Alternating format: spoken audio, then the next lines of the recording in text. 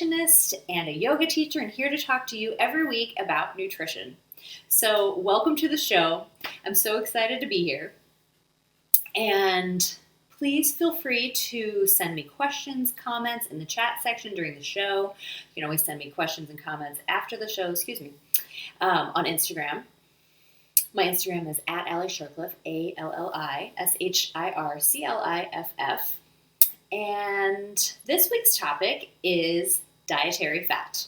So we're going to talk about what it is, and we're going to talk about the 4 different kinds. We're going to do a recipe. I'm going to go really into detail about each kind, and then that'll be the show. So if you have any questions, please let me know down in the chat. So to get started, a recipe.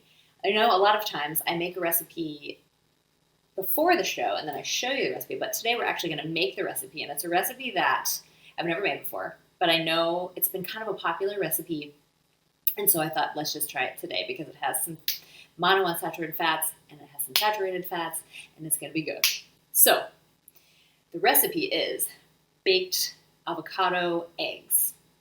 So it comes from Serious Eats, and the actual recipe is eggs baked in avocado recipe. So eggs baked in avocado recipe on the Serious Eats blog, which you can find on relish.com. And it is basically just, you cut out, well, we'll do it together. But it's an avocado half, crack an egg in it, bake it. It's going to be good. So let's do a quick chat about fats just in general, like the quick overview. Then we're going to get the avocados ready. We're going to put them in the oven because it only takes about 10 minutes for them to cook. Then we'll take them out and look at them together. Hopefully they're going to be delicious. So, dietary fat. Do we need it in our diet? Yes. The answer is yes. And I know that there have been so much information out there. In the 90s it was have a low-fat diet. And then after that was the Atkins diet, which was a high-fat diet. And then there was the Mediterranean diet, which was a moderate-fat diet.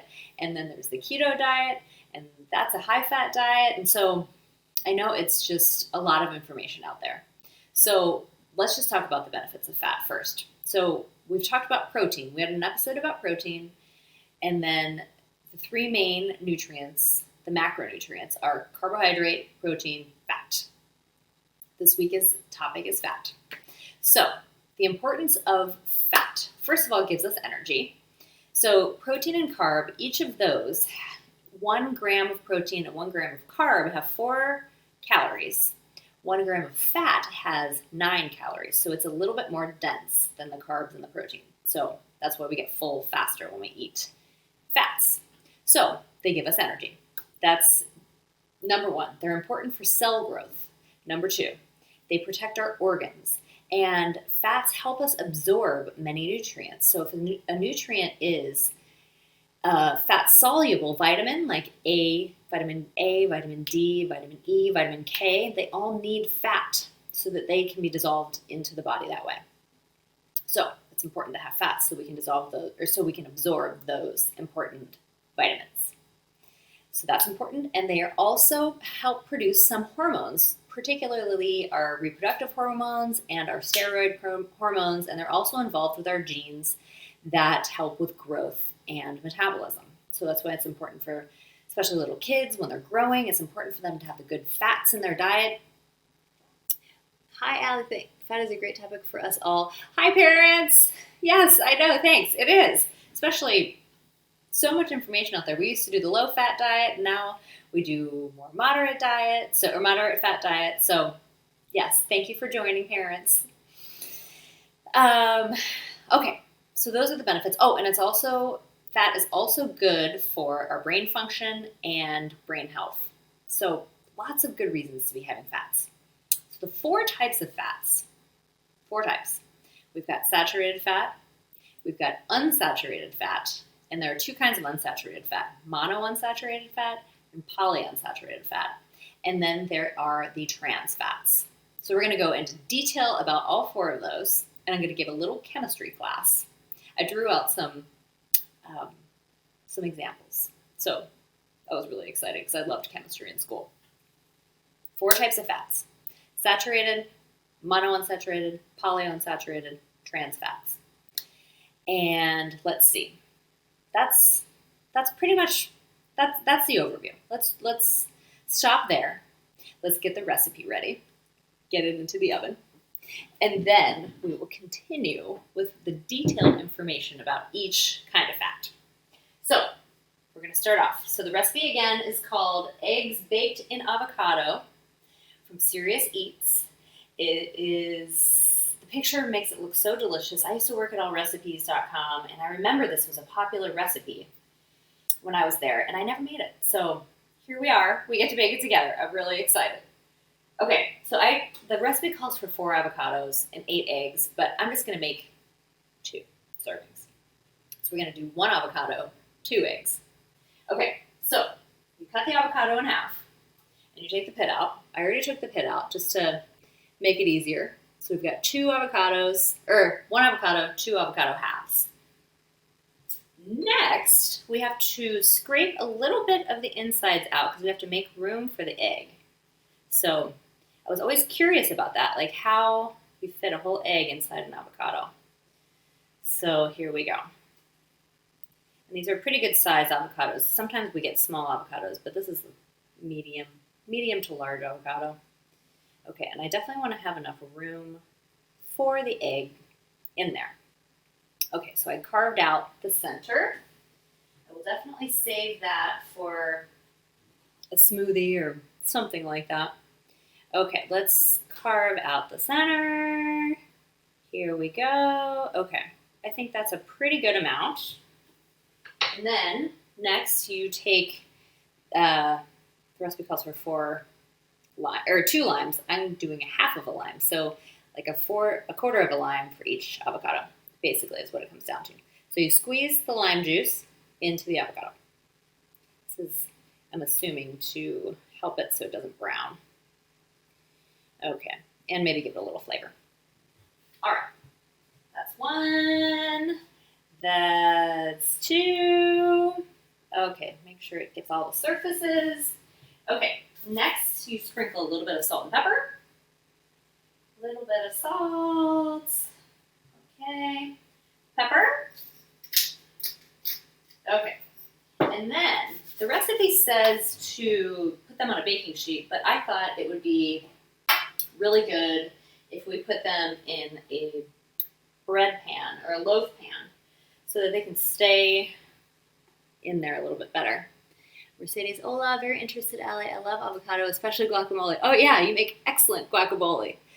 I love guacamole too, which is good because it's a good source of monounsaturated fats, which is a good thing.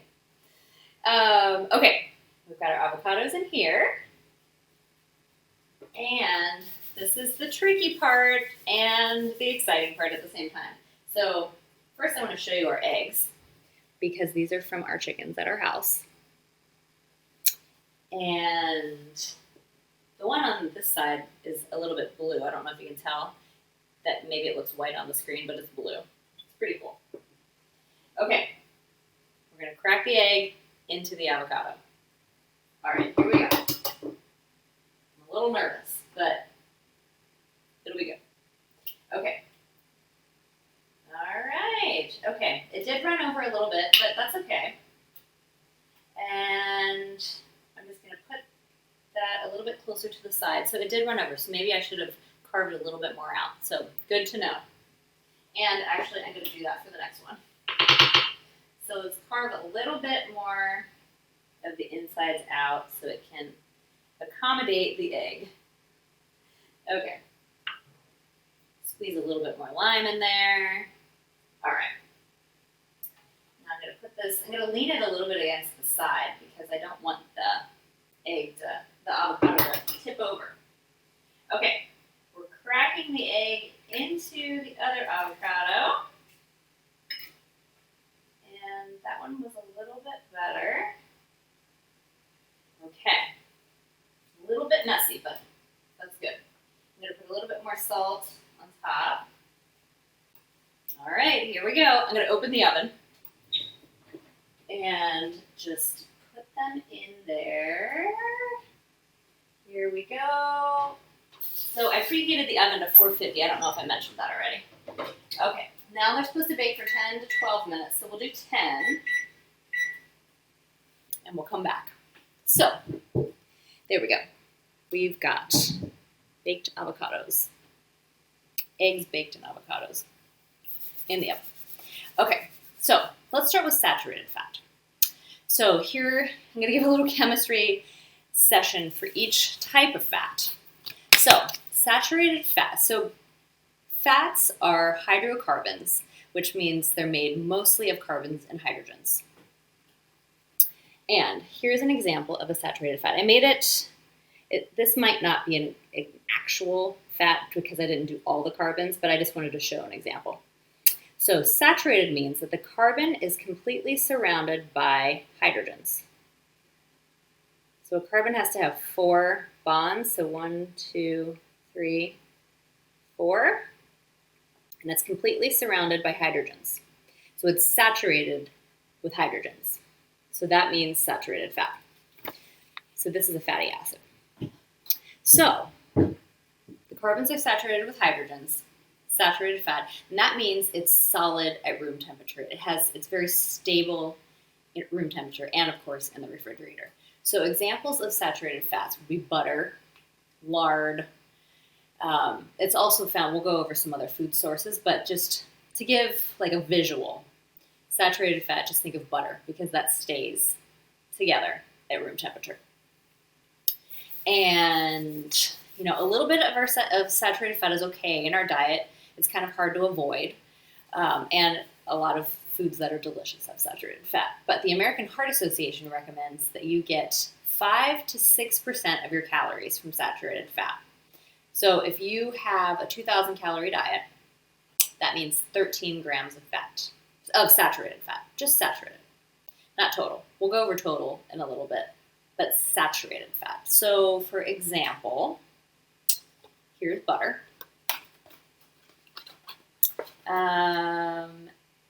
1 tablespoon of butter has 7 grams of saturated fat. So, and the American Heart Association is saying have 13 grams or less of saturated fat per day. So that's just something to keep in mind. 1 tablespoon of butter has 7 grams of saturated fat. And so in general, you know, saturated fat does get a bad rap, and for good reason if we eat a lot of it.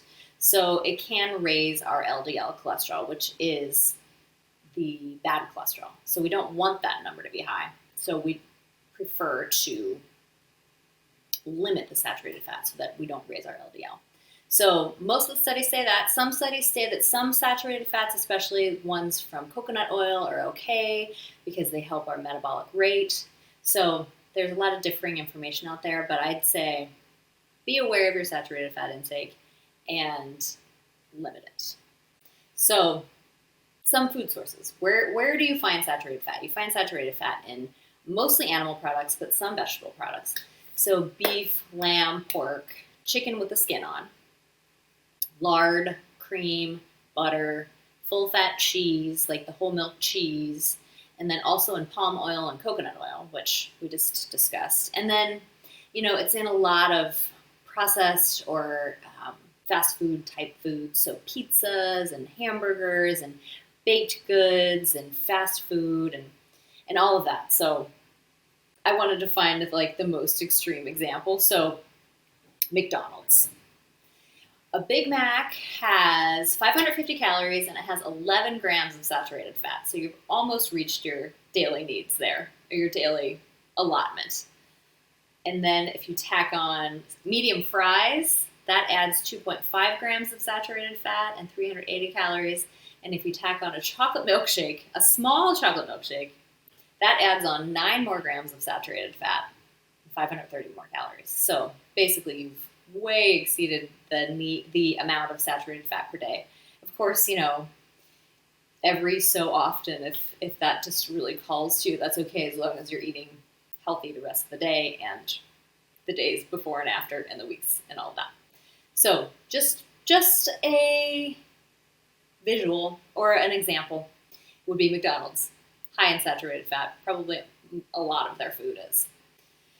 So that's saturated. Carbons are saturated with hydrogens. That makes it solid. Okay, monounsaturated fats are next, and these are the fats. So these are unsaturated fats, and these are the good fats. These are the fats that when we're eating fat, we want it to be mostly these. So 15 to 20% of our calories should be coming from monounsaturated fats. That's 33 grams to 44 grams. Love my egg sausage muffins. I know. Those are good. I'll have to, remember those. Okay, monounsaturated fats. So we remember the carbons, the hydrogens. So monounsaturated fats, here are the carbons, here are the hydrogens again. So most of them have that single bond between the carbons, but this one right here is a double bond. So that makes it, that has 2 connections there, 3, 4, so that you don't need that extra hydrogen down here or down here. So monounsaturated means there's 1 double bond right there, and that makes it a little bit less solid. So that's why monounsaturated fats are generally oils. So oils are liquid at room temperature. They do get solid in the refrigerator. But just in general, monounsaturated fats have that 1 double bond in the carbons, making them less solid. So most of our diet should be these. When we're eating fats, most of them should be monounsaturated fats. And the great things about monounsaturated fats are they help decrease the LDL. So the saturated fats increase LDL, monounsaturated decrease the LDL. So that's the bad cholesterol. We want that decrease. It also decreases inflammation in the body and then decreases our risk of heart disease and stroke. So those are all good things. We want things good for our hearts. And monounsaturated fats also have vitamin E in them, which is an antioxidant, which is also good for us, which is helping with the decreased inflammation. So, food sources of monounsaturated fatty acid is the long word for monounsaturated fat, and also known as MUFA. I used to do nutrition research, and we were always talking about MUFAs and PUFAs. So, MUFA. Food sources. Olive oil is the main one. And, everybody's always talking about olive oil. It's so good for us. And it is. And I have my visual aid from Trader Joe's, of course. So we talked about nutrition labels last week. And for fats, they just have to do total fat, saturated fat, and trans. But if it's a good source of polyunsaturated and monounsaturated, it will list it. So it's listed here. Let me see. So total fat in 1 tablespoon is 14 grams. Saturated fat, 2 grams. It's just in there. Trans fat, 0. We'll get into trans. Polyunsaturated fat, 1.5. Monounsaturated, which we're talking about now, 10 grams. So olive oil is mostly monounsaturated fat. So that's why everybody's always talking about have olive oil. When you're going to have oil, have olive oil. So that's the reason why. Olive oil, canola oil, peanut oil, safflower oil, sesame oil. Those are all the oils that are high in the monounsaturated fat. So keep those in mind when you're cooking or making salad dressings or just using it to drizzle over a salad or cheese or whatever. Food sources, avocados. That's why we're having the baked avocados today for our good source of monounsaturated fats. Peanut butter, nuts and seeds like pumpkin seeds and sesame seeds, olives, of course, because of the association with the olive oils. So in general, it's mostly monounsaturated fats mostly come from plant-based foods.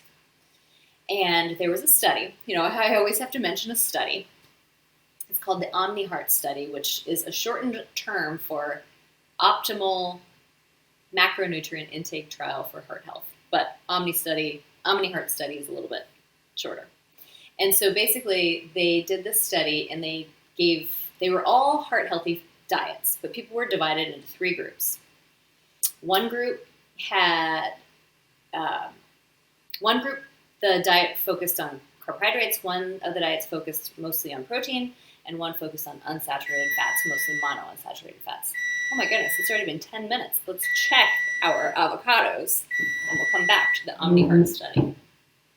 Okay, let's turn this off. Ooh, they're looking good. I'm gonna set 10 to 12 minutes, so I'm gonna go with 12. Okay, 2 more minutes, or 2 minutes more. Okay, the OmniHeart study. So they were divided into 3 groups, and the outcome was all the diets were healthy, but the diets that focused on protein and the diets that focused on unsaturated fatty acids, they found that people's blood pressure was lower in that group, and their cholesterol levels were lowered as well, and their risk for getting heart disease was also decreased. And all of the people ate the same number of calories. It was just some had more fats, some had more protein, some had more carb. So the take-home message from that study was monounsaturated fats in the diet help decrease the blood pressure, are good for our cholesterol, just in general, good. Okay. Moving on to polyunsaturated fats. Okay, so we have our carbons, we have our hydrogens. Got another visual aid. Okay, so the monounsaturated fat had 1 double bond. Polyunsaturated fat, I bet you can guess, it's going to have 2 or more double bonds. Double bond there, double bond there. So it's even less saturated in hydrogens than the monounsaturated because of the 2 double bonds. So these are also considered unsaturated fats because they're unsaturated in multiple areas, which is why it's called a polyunsaturated fat, also known as PUFA, polyunsaturated fatty acid. And these are also liquid at room temperature and solid in the refrigerator. They are a little bit less stable than the monounsaturated because of those double bonds. It makes them more flexible and fluid. So they are more likely to get rancid and have more damage just because they're a little bit more sensitive. Okay, let's check. I think we're just going to take them out. I have my little hot pad with caps on it. Okay, here we go. Oh yeah, they're looking good. I'm just going to let them sit. Actually, I want to show you because they look delicious. So some of the whites did fall out, but okay, here we go. I don't want to turn it too much because of the yolks. I'll put them on a plate at the end so we can see them. Okay, let's turn the oven off because it's a little bit hot. Okay, so the polyunsaturated fats, those are also, they also have vitamin E in them, and they also have omega-3s and omega-6s. And the American Heart Association says to get 8 to 10% of our calories from polyunsaturated fats, which is about 22 grams. So this olive oil, it's not known for the polyunsaturated, but has 1.5 grams. But I'll give you some more examples of sources that have higher amounts of polyunsaturated. And they're also known for decreasing our LDL and decreasing inflammation, so it's good for our hearts. Sorry, but I don't remember asking. Okay. Oh, yeah, thanks. I know, I think it's going to be delicious. And then you can, serve the avocado and the egg over rice or in a taco or just by itself, eating it with a spoon.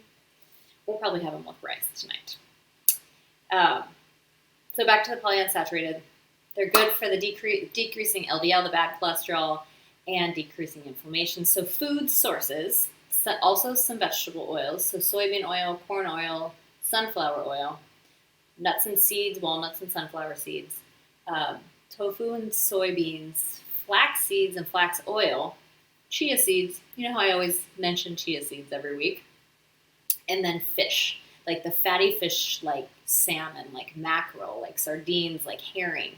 Those are all good sources of the polyunsaturated fats. So, monounsaturated fats, polyunsaturated fats, that's what we should focus on. Mostly the monos, have some polys. Okay, the last group is the trans fats. which we all know are not the good ones. Okay, so if you notice, here I'll just show you this again. And the mono and the poly and the saturated also, all the hydrogens are on top. And even when they, even with the double bonds, the hydrogens are still on top. Okay, trans fat there's the double bond, so it's partially saturated. And the hydrogen is below, and there's a hydrogen on top. So that shape is called trans in chemistry.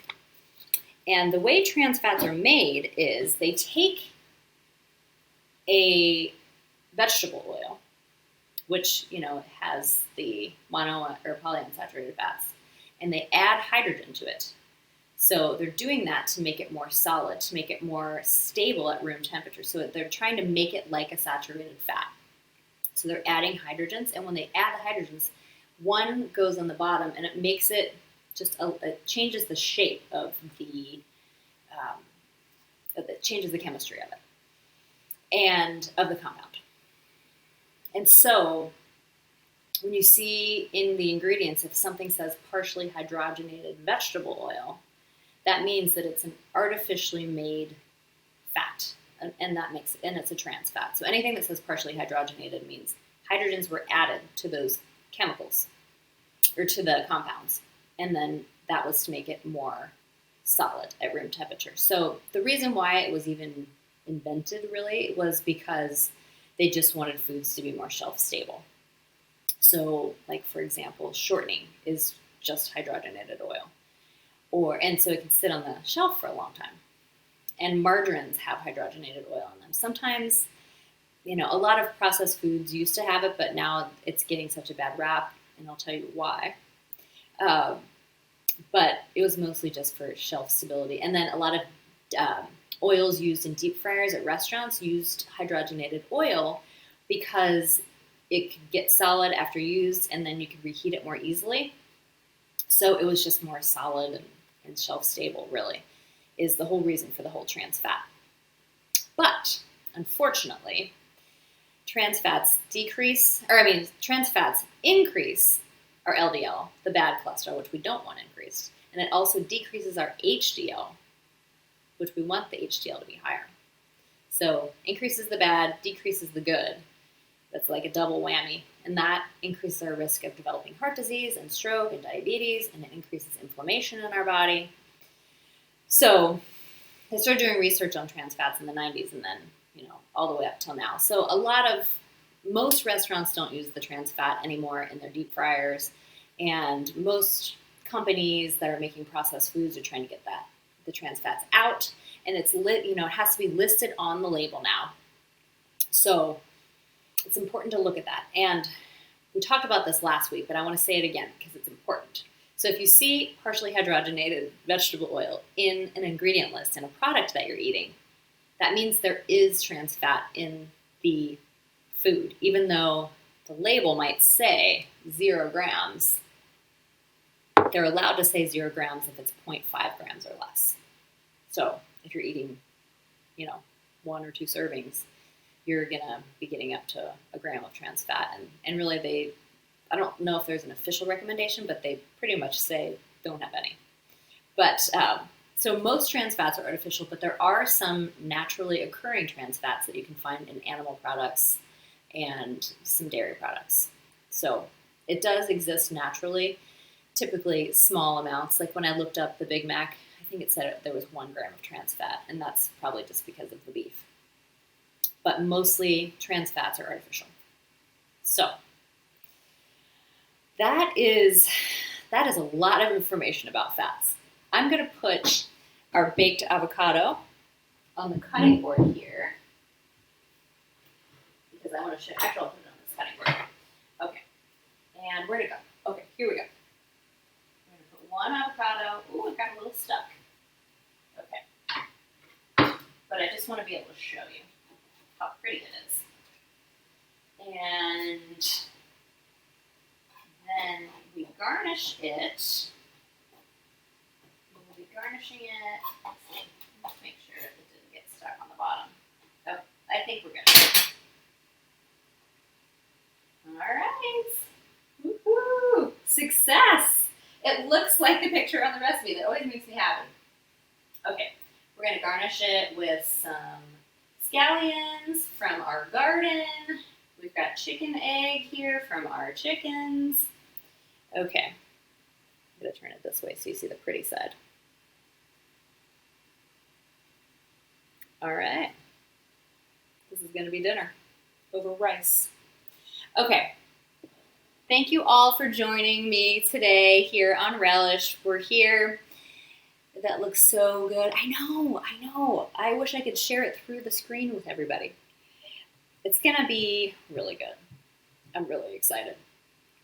So, nice snack, a nice dinner, a nice thing to add on top of other items. Even in a salad, you get to scoop the whole thing out and put it in a salad or a grain bowl like quinoa or whatever. Lots of options. So thank you all for joining me today. It's been great to have you all here. Thank you for all the comments. And I'll be here again next week. Have a great rest of your week. Please follow up with any questions or comments on Instagram. Great to see you all. Talk to you all soon. Okay, bye.